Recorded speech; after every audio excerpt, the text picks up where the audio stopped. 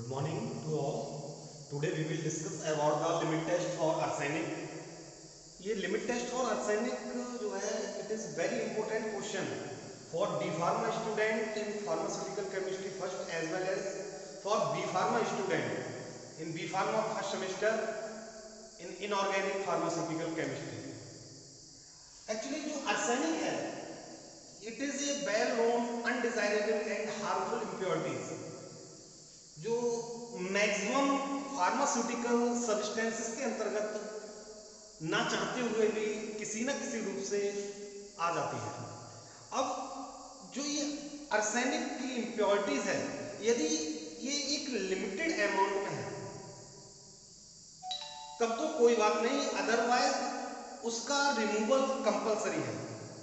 तो इस limit test for arsenic में हम ये डिस्कस करते हैं कि कितनी अमाउंट में आर्सेनिक उस सैंपल के अंदर प्रेजेंट है। आर्सेनिक का फॉर्मूला होता है AS।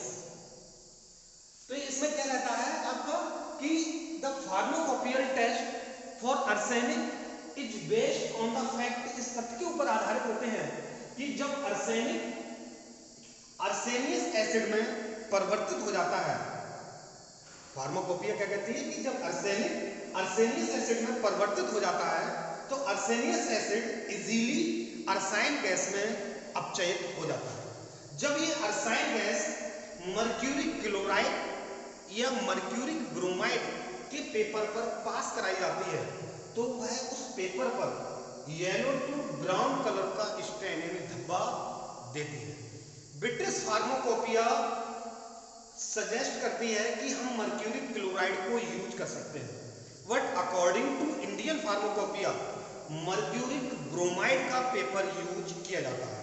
तो इसका जो मेन प्रिंसिपल है वो क्या है कि यदि किसी सैंपल में जो आर्सेनिक की अमाउंट प्रेजेंट है उसके लिए जब स्टेनस एसिड में डिसॉल्व किया जाता है, घोला जाता है, तो आर्सेनिक एसिड में परिवर्तित हो जाता है। आर्सेनिक एसिड पोटेशियम आयोडाइड और जिंक की उपस्थिति में आर्सेनियस एसिड में अपचयित हो जाता है। नेक्स्ट स्टेप में आर्सेनियस एसिड दोबारा से पोटेशियम आयोडाइड या जिंक की उपस्थिति में अरसायन गैस में अपचयित हो जाता है। रिडक्शन का मतलब क्या होता है? रिडक्शन का मतलब क्या होता है? रिमूवल ऑफ ऑक्सीजन या एडिशन ऑफ हाइड्रोजन। यहाँ पर आर्सेनिक एसिड में बदल रहा है यानी H3AsO4 में, इसका अपचयन हो रहा है यानी एक ऑक्सीजन कम हो रही है H3AsO3, यहाँ दोबारा से अपचयन हो रहा है, 3 ऑक्सीजन और कम हो रहे हैं, क्या बन रहा है AsH3 यानी अरसायन गैस। जब ये अरसायन गैस मर्क्यूरिक क्लोराइड के पेपर पर पास कराई जाती है तो जो कंपाउंड बनाता है वो compound yellow to brown stain देता है। इस जो स्टेन आता है, जो धब्बा आता है, उस धब्बे की तीव्रता, उसकी लेंथ और उसकी डेप्थ मतलब उसकी लंबाई और उसकी इंटेंसिटी, उसके लिए हम कंपेयर करते हैं सैंपल वाले की स्टैंडर्ड से। इसका जो एपरेटस है that is the arsenic limit test apparatus which is used in the limit test for arsenic. इसके अंदर क्या रहता है कि एक 120 ml कैपेसिटी की 120 ml क्षमता की चौड़े मुंह की गिलास की बनी हुई बोतल होती है जिसका मुंह का साइज 2.5 सेंटीमीटर होता है। 120 ml कैपेसिटी की गिलास की बोतल जिसके मुंह का साइज कितना है? 2.5 सेंटीमीटर। इसका जो मुंह होता है वो रबड़ कॉर्क यानी रबड़ के गट्टे से बंद कर दिया जाता है।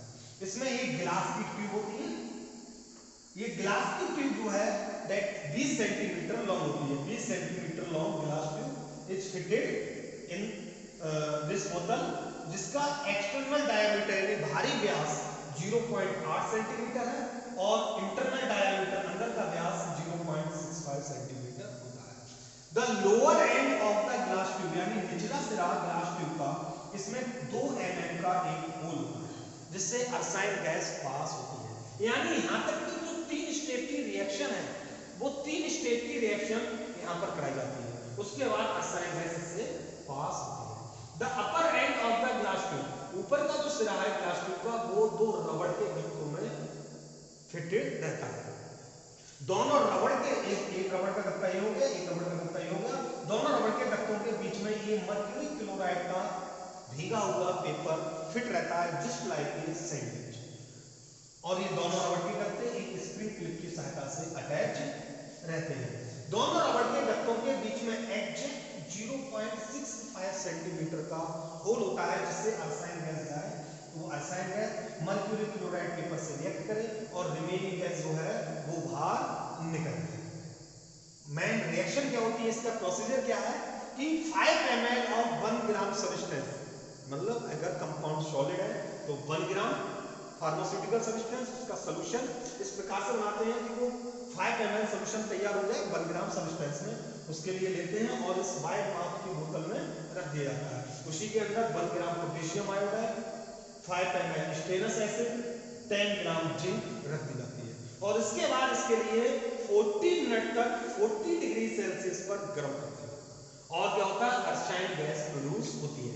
यानी यहाँ तक की जो रिएक्शन है इसमें आपका सैंपल है, स्टेनस एसिड है, पोटेशियम आयोडाइड है, जिंक है, इन सब चीजों के लिए इतनी अमाउंट में यहाँ पर रख दिया जाता है, चौड़े मुंह की बोतल में रख दिया जाता है और इसके लिए 40 मिनट तक 40 डिग्री सेल्सियस पर गर्म किया जाता है। इसे गर्म करने के बाद 40 मिनट के बाद इसमें जो अरसाइन गैस प्रोड्यूस होती है वो इस लॉन्ग ग्लास ट्यूब के निचले वाले सिरे से पास होती हुई जाती है और इस मर्क्यूरी क्लोराइड के पेपर पर अभिक्रिया करती है और मर्क्यूरी क्लोराइड का पेपर पीले से ब्राउन कलर का धब्बा देता है। सेम प्रोसीजर स्टैंडर्ड के लिए यूज किया जाता है। जो स्टैंडर्ड में स्टेन आता है और सैंपल में स्टेन आता है उन दोनों का कंपैरिजन किया जाता है। हमेशा एक गुड स्टैंडर्ड क्वालिटी के कंपाउंड के लिए हमेशा क्या होना चाहिए कि जो स्टेन सैंपल सॉल्यूशन में प्रोड्यूस हो रहा है, उत्पन्न हो रहा है, उसकी इंटेंसिटी यानी तीव्रता और उसकी लंबाई, इस धब्बे पर जो पीले रंग का धब्बा आ रहा है वो धब्बे की तीव्रता और उसकी लंबाई सैंपल वाले में हमेशा कम होनी चाहिए कंपेयर टू स्टैंडर्ड।